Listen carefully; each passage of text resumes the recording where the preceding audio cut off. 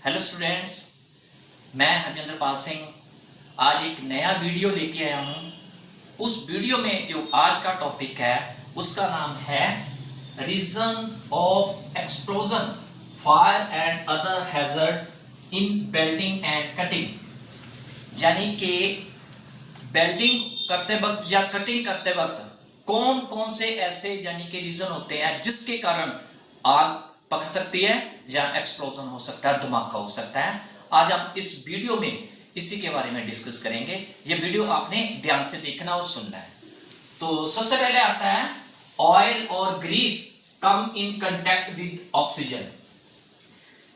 जब भी आप वेल्डिंग कर रहे हैं पहले तो इस चीज का ध्यान रखना है कि गैस वेल्डिंग या गैस कटिंग करते वक्त ऑयल और ग्रीस जहां भी होगी वहां बिल्कुल आपने गैस वेल्डिंग और गैस कटिंग नहीं करनी, क्योंकि जब इसके संपर्क में कोई भी चीज आती है, जैसे ऑयल और ग्रीस संपर्क में ऑक्सीजन के साथ आती है तो बहुत बड़ी आग पकड़ लेती है, क्योंकि ऑयल और ग्रीस के बीच कार्बन की और हाइड्रोजन की मात्रा होती है, जिसके कारण ये एक्सप्लोजन हो जाता है, आग पकड़ लेती है। तो इन चीजों का मेन ध्यान रखना है कि कहीं भी पाइपलाइन के अंदर या वाल्व के जहां आपने रेगुलेटर फिट किया है या कोई भी वाल्व फिट किया है, जो कोई भी पाइपलाइन है उसके अंदर ऑयल और ग्रीस नहीं चाहिए, क्योंकि ऑक्सीजन के कांटेक्ट में आने से ऑक्सीजन क्या करती है, चीजों को जलने में सहायता करती है। जो शुद्ध ऑक्सीजन है और ऑयल और ग्रीस को आग पकड़ने का कारण बना सकती है। एक ये आपने सेफ्टी रखनी है। दूसरी क्या है, व्हेन वेल्डिंग या cutting is done on A close container with inflammable materials. जैसे कि मैंने पिछले वीडियो में भी आपको ये बताया था कि जब भी आपने गैस वेल्डिंग, गैस कटिंग या आर्क वेल्डिंग या आर्क कटिंग करनी है, इस चीज का ध्यान रखना है कि कोई भी एक्सप्लोजन वाला जो मटेरियल है उसके ऊपर वेल्डिंग नहीं करनी। जैसे मैंने कल भी आपको वीडियो में बताया था कि टू व्हीलर या फोर व्हीलर की कोई भी जो टैंकी होती है ऑयल की या डीजल की, उसको जब भी आपने वेल्डिंग करना है ना तो पहले सारा तेल निकालना है, चाहे वो डीजल है चाहे वो पेट्रोल है। फिर उसके अंदर आपने पानी भरना होता है या सैंड भरनी होती है। अगर आपकी ये गलती हो गई और आपने ये पानी नहीं भरा या आपने सैंड नहीं भरी और डायरेक्ट उसको वेल्डिंग करने की कोशिश की या कटिंग करने की कोशिश की, तब भी आप आग पकड़ सकती है। बहुत बड़ा एक्सप्लोजन हो सकता है, विस्फोटक हो सकता है। ये भी एक बहुत बड़ा रीजन है, इस चीज का भी आपने ध्यान रखना है। कोई वैसे भी गैस वेल्डिंग करते वक्त या गैस कटिंग करते वक्त ये जो चीजें है ना आग पकड़ने वाली, ये पास में नहीं होनी चाहिए, उसका भी एक कारण हो सकता है। नेक्स्ट है लो बैकफायर ड्यूरिंग वेल्डिंग।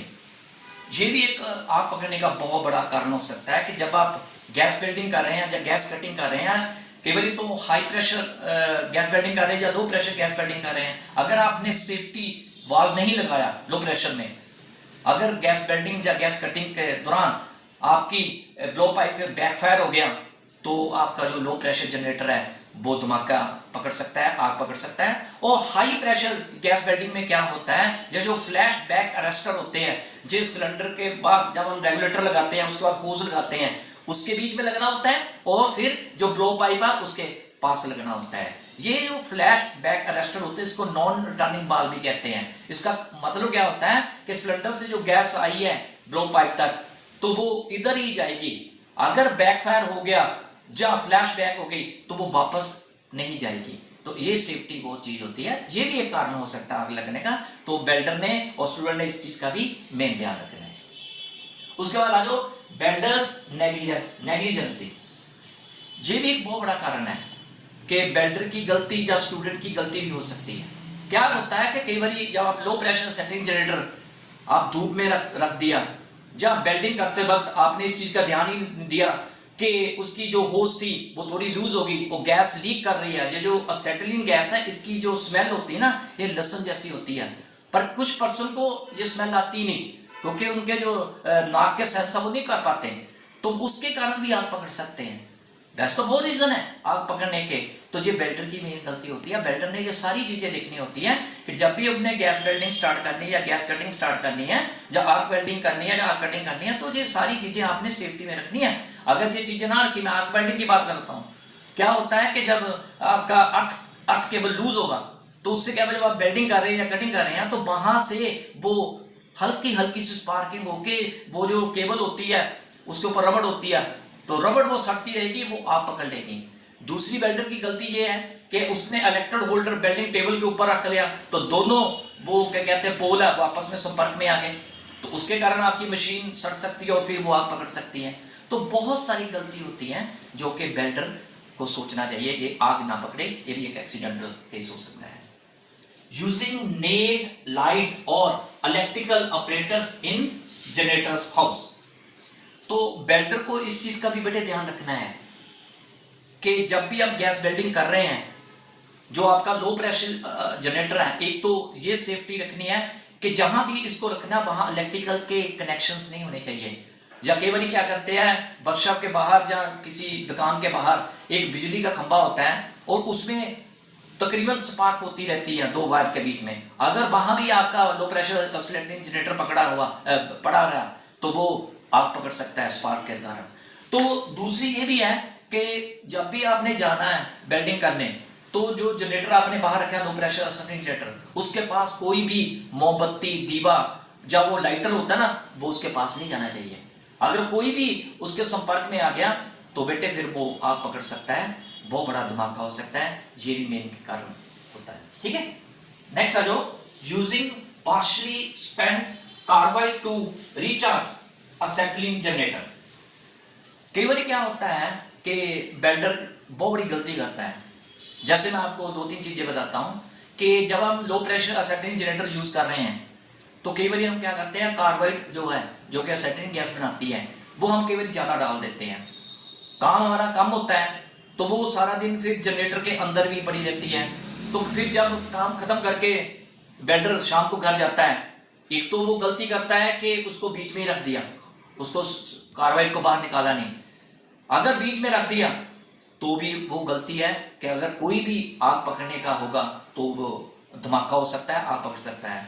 दूसरी की मेरी वेल्डर गलती क्या करता है कि उसको अभी पूरी तरह कंप्लीट नहीं वो कंज्यूम हुई थी, उसका चूना नहीं बना था कैल्शियम कार्बाइड का, तो वो आधी निकालने की कोशिश करता है, निकाल के केवल बाहर रखता है। आपको पता है कि जब असेटिलीन गैस बनती है, कैल्शियम कार्बाइड प्लस वाटर बराबर असेटिलीन हाइड्रोक्साइड बनती है और असेटिलीन बनती है, तो फिर लाइम डस्ट बनता है। तो जो लाइम डस्ट बना होता है ना, उसको भी हवा में नहीं रखना होता, पानी से दूर रखना होता है। तो वो जो आधा कैल्शियम कार्बाइड था वो आपने ऐसे ही बाहर रख दिया, फिर दूसरे दिन उसको जो आधा यूज हुआ था उसको दोबारा असेटिलीन गैस बनाने के लिए आपने असेटिलीन जनरेटर जो लो प्रेशर है उसके अंदर डालने की कोशिश की, तो डालते डालते ही के बारी वो आग पकड़ लेता है, तो धमाका हो सकता है। तो ये भी आपने ध्यान रखना है, इन चीजों का भी ध्यान रखना है।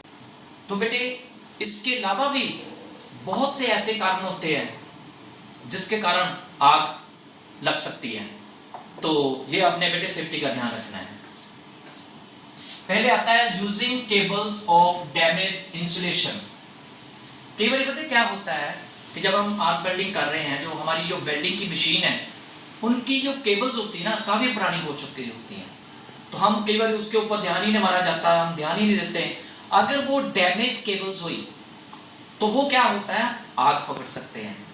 जैसे कि मैंने पिछली वीडियो में भी बताया कि ये जो आपकी इलेक्ट्रोड होल्डर के पीछे वेल्डिंग केबल लगी है या वेल्डिंग टेबल के साथ जो अर्थ केबल लगी हुई है, ये इनके पूरे कनेक्शन ठीक होने चाहिए, ठीक है ना।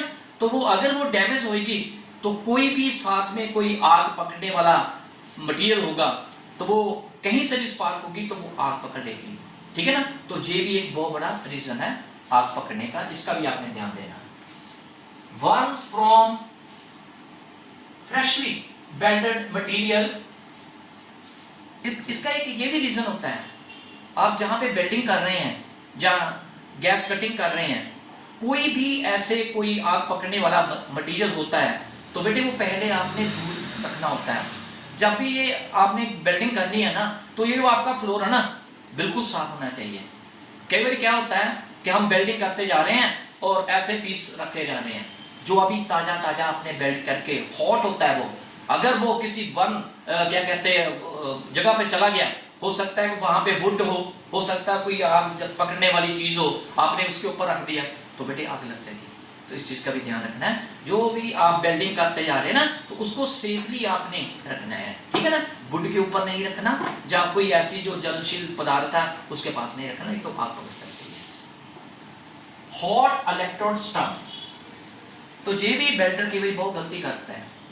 जहां वो जिस जगह पे वेल्डिंग कर रहा होता ना, तो जैसे ही इलेक्ट्रोड वो खत्म होता ना, मैंने जैसे पिछले वीडियो में बताया कि ये जो एक बॉक्स होता है उसके बीच में हमने जो बचे हुए इलेक्ट्रोड है उसको स्टब बैंक कहते हैं, वो हमने उसके बीच में रखने होते हैं।